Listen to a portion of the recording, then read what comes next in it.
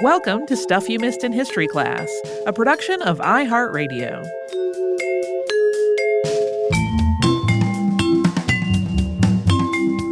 Hello and happy Friday. I'm Tracy V. Wilson. And I'm Holly Fry. We talked about the Nutcracker on the show this week. Sure enough.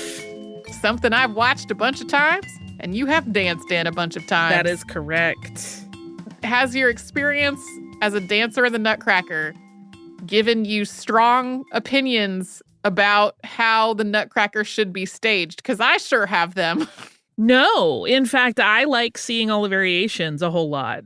I remember as a kid, I had a unique experience in that I was part of a ballet company that was kind of in its infancy, and I was part of the ballet school there. And so I started out doing it one way, and then the ballet company, as it reached a certain level, got a new artistic director that was much more experienced. And that person came in and was like, what have you been doing?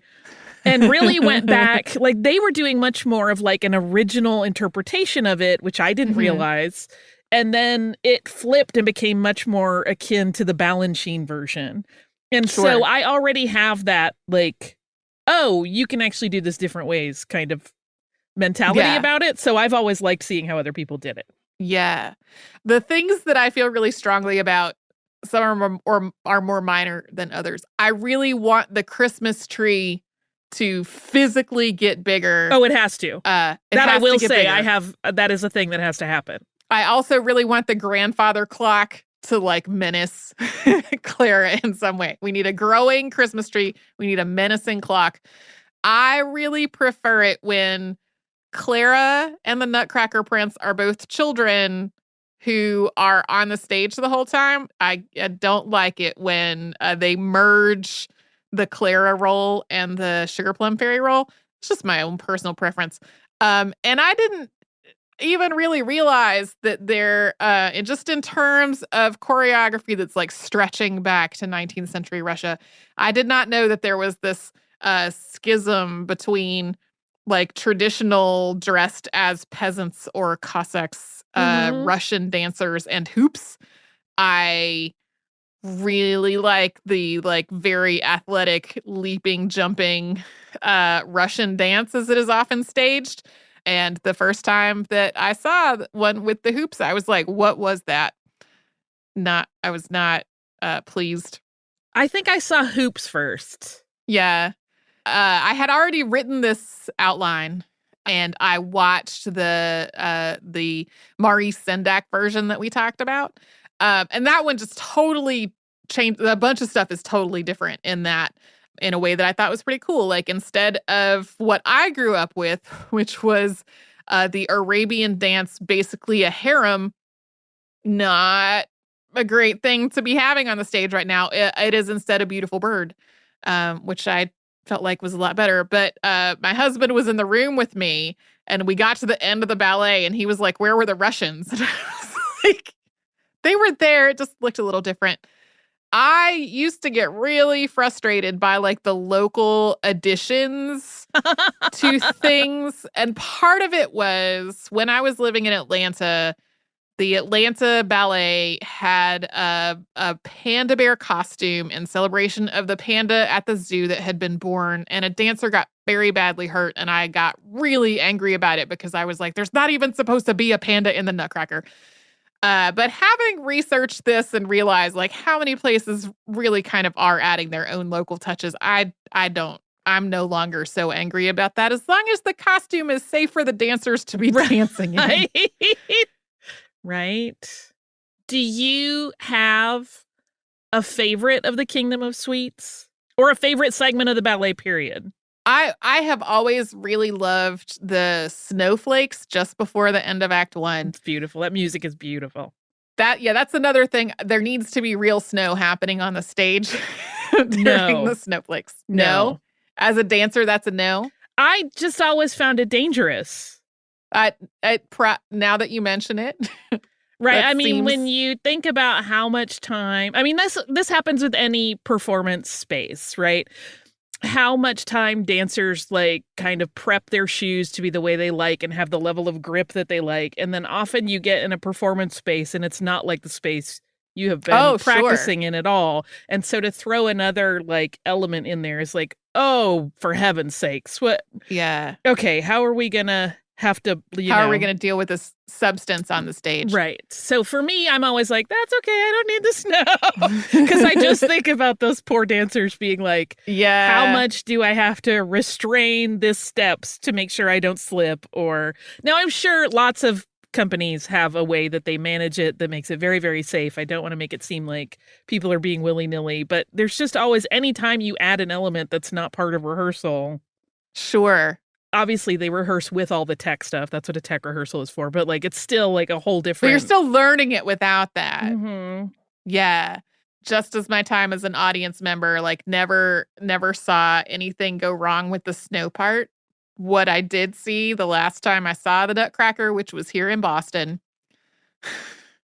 during the scene where the children fight over the Nutcracker and the Nutcracker breaks, a part of the Nutcracker flew into the orchestra pit, and it was like that scene in The Lord of the Rings when they knock the bucket down into the well. It went on for so long of this piece of Nutcracker ricocheting all around the orchestra pit. And during intermission, like as the orchestra was filing out, I saw somebody with this Nutcracker piece in their hand, and I was like, man, I've seen Clara's shoe go into the orchestra pit before, but like this was the loudest, most most disruptive orchestra pit incident. That's funny.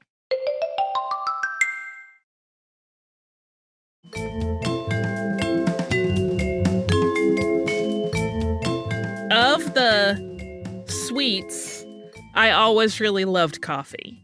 And I had seen it primarily for a long time, not as a harem style, but as like a pas de deux, like a duet. Okay. That was just, I find that music very, very beautiful. And it's one of those things where if the right dancer is cast and the choreography is right, it just becomes this incredibly beautiful languid study of like what the human body can do with somebody who is an absolute maestro at managing their own limbs. You know what I mean? Oh, sure. And so for me, I'm like, as a kid, the first time I really saw it danced beautifully, I was like gobsmacked. I swear I literally had like the mouth agape, like, what wonder was that? Yeah. And so as that has, as I've gotten older and that becomes a thing that is more critically examined, there's that part of me that's like, oh, I wish it could.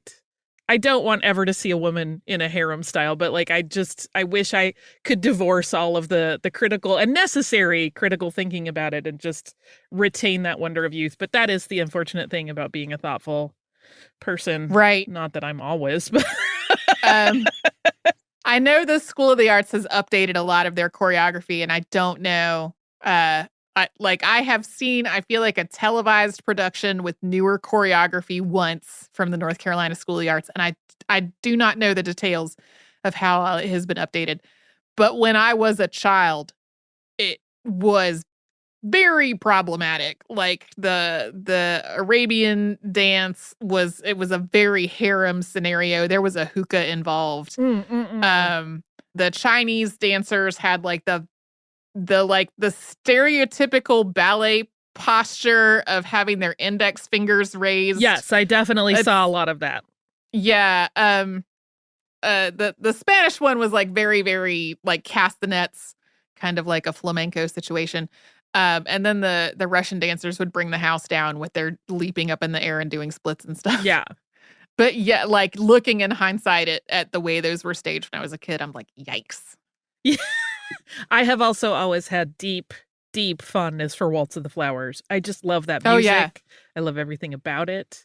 Beautiful.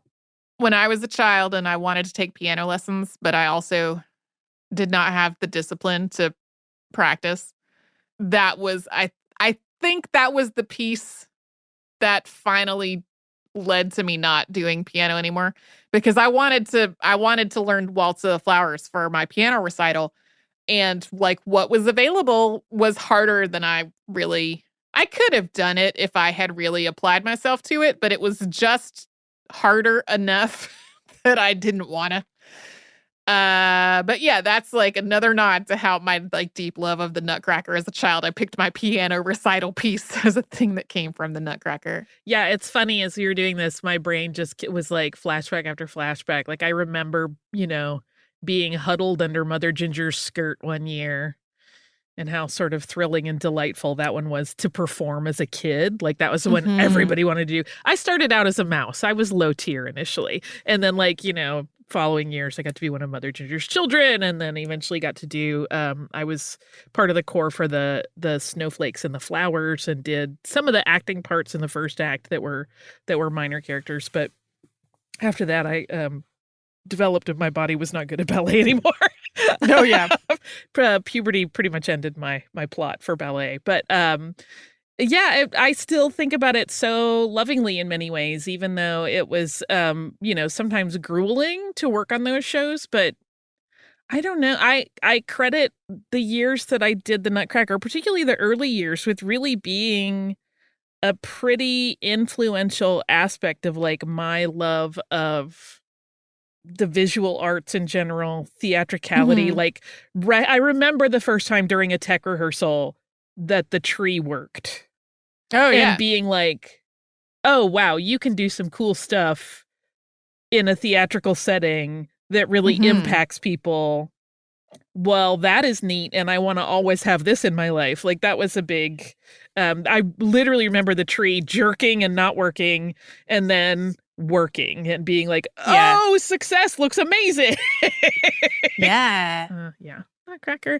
Did you see, they may do it still. I haven't checked for it in several years, but they used to do for a while, at least on our local PBS station, a thing where they had several nights of Nutcracker that were different iterations of it. I don't know, but that sounds really cool. It was amazing because you would have the very traditional Balanchine style. You would have like one that I saw, and I feel terrible because I cannot remember to attribute credit who choreographed it or even what company it was, but it was very modern.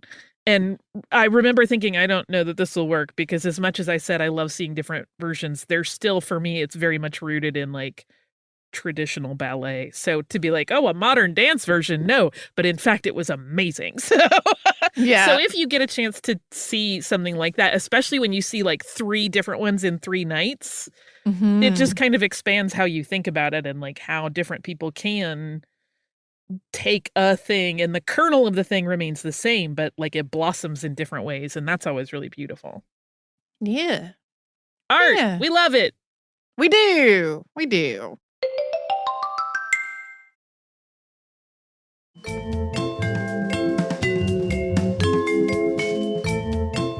We did some more eponymous foods this week. We did. I love these. They're so fun, but I definitely have some thoughts about Sylvester Graham, but I do want to mention that I love a good Caesar salad. So last time we did one of these, I said I like all the component parts of a Cobb salad, but I don't think I've ever ordered a Cobb salad from a restaurant menu. Opposite experience with Caesar salad, but it's embarrassing because at 2 different periods of my life, one in high school, into college, and then the other not that long after college, for periods of years, I was vegetarian. And let me tell you, vegetarian options in thin on the ground. They were not like they are today. Correct. And so in the 1990s, if I were in a situation where I needed to get a meal at McDonald's, what I would get was a Caesar side salad, which did not have chicken or anything on it. I would like leave the bacon bits. I think it came with bacon. I would not put the bacon bits on there. And French fries. There's 2 problems with this scenario. Problem number 1 is that Caesar dressing a lot of the times has Worcestershire sauce in it, which contains anchovies. It is not vegetarian. And the other thing is we learned as a society after all of this that McDonald's French fries were flavored with beef flavoring, a thing I did not know when I was shoving them into my face. And that's why they were so delicious. It's one of many things that I thought I was eating as a vegetarian option in my teens and early 20s that I learned later were not actually vegetarian. But I man, don't think that's embarrassing. I think a lot of people are in that boat. still do love a Caesar salad, though. Oh, me too. I need a little more protein than a blank Caesar offers. I got to have some chicken or something on there. Yeah. I'll put shrimp on there. I like it. I sometimes will just throw also like a handful of pistachios in there, which probably mortify Caesar Cardini. But how do you feel about the anchovies? I'm down with anchovies. Okay. I love them. Yeah. I love an anchovy on a pizza. I love an anchovy right out of the can. I mean, I know they're not for everybody, but I love them. Yeah, I'm into them. The first time I had them was on a Caesar salad, I'm pretty sure. And I just did it for kicks. And I was like, oh, this is actually pretty good. The first time I ate anchovies, I remember super distinctly because it was one of those times that very clearly illustrates how if kids have no knowledge of a thing, they just will engage with it without. And I had found in our cupboard when I was like little, 6 or 7, a can of anchovies, and I just popped it open and ate them. And one of my older sisters came in and discovered this and was like, whoa, like I may as well have been eating live spiders. She was horrified. And I was like, what? They're salty and delicious. And so it was one of those things where I was like, I loved anchovies from a very early age. And I continued, oh man, anchovies on pizza is where it's at. Delicious. But really, I have so many thoughts about Sylvester Graham. Yes. It really does remind me a lot of John Harvey Kellogg in terms of his mentality and the focus on food going along with that. They're often kind of mentioned together as being part of that beginning of the movement for people to really carefully monitor and edit what their diet consisted of. Sure. Which I have to say, like, if living by Sylvester Graham's standards made you live a long life, I'm not sure how much you enjoyed it along the way. Yeah. Well, there's also the whole, like, beyond the aspects of it that are tied to the idea of weight loss, there's like this whole trend about the idea of food being clean or not clean. That's really damaging to people. And I like, this is, to me, is an early iteration of that. And kind of a dramatic iteration. I mean, like, the level of morality that he attached to every morsel a person consumes is so extreme. And I just find myself wondering if he was any fun to be around ever. I mean, he clearly had some pretty serious hang-ups about sexuality that are unfortunate. I know. I also I had to chuckle at his whole excerpt that we read where he talks about how bakers are the ruination of things. And he's like, I don't want to badmouth anybody, but here we go. Like, it's just the like, no, everyone's really evil, but let me just focus on bakers and everything they do wrong. And, it's one of those things where I'm like, is that really moral to just publicly go after an entire sect of the population based on their job? I don't know, Mr. Morality. Maybe think about that for a minute. Yeah, it seems very unpleasant. I want a cozy bed. I want a warm shower, thank you. I want to eat some s'mores just for spite at this point. I know we have told this story before, but I kept thinking about there was an incident with Tracy and I and s'mores, dear listeners. So good. When we were still working in an office on like the How Stuff Works website, and Tracy I don't remember, editorial director, website director. I don't remember what your title was. And I was one of the editors, and we were like the only 2 people working during the holidays. Yeah, it was like over Christmas and everybody was off and I was out of vacation days, so I was working and I hadn't worked for the company all that long, so I either didn't or I just figured I'd work through the holidays and use vacation at other times. But we had this idea of like, if we're going to be here at the office together and nobody else is here, we should at least make it fun. And so we made the most ridiculous s'mores of all time, which were graham crackers. But then if you have ever had Cocoa Peeps shaped like reindeer, yep, I highly recommend. And then we use peppermint bark for the chocolate layer. And I know people say the sugar high is a myth, but We ran around those hallways screeching like banshees for so a good 15 minutes. And I'm like, that's a sugar high right there. That's so good. We did them in the microwave. So we didn't have a stove or anything in the office. So we got to watch them explode. It was beautiful. Yep. That is one of my fondest work memories of all time. Oh, yay. Like, just so funny and hilarious that we were just giddy to eat s'mores while everyone else, was off. They missed out. Peeps. Yeah. And peppermint bark. Yeah, we talked about recreating them, and I don't think we ever did the recreation of them, in part because I started trying to take time off at the end of the year. Right. Well, at some point when we are back in the same place, I don't care what time of year it is, we're going to carpe s'mores. We're going to make it happen. Yeah. If you are headed into a weekend that involves time off, we hope that it is fun and that you eat something delicious and that you love. And if you do not have time off, we hope you still manage to sneak in some delicious food, but also that it goes as smoothly as possible. We will be right back here tomorrow with a classic, and then on Monday with a brand new episode.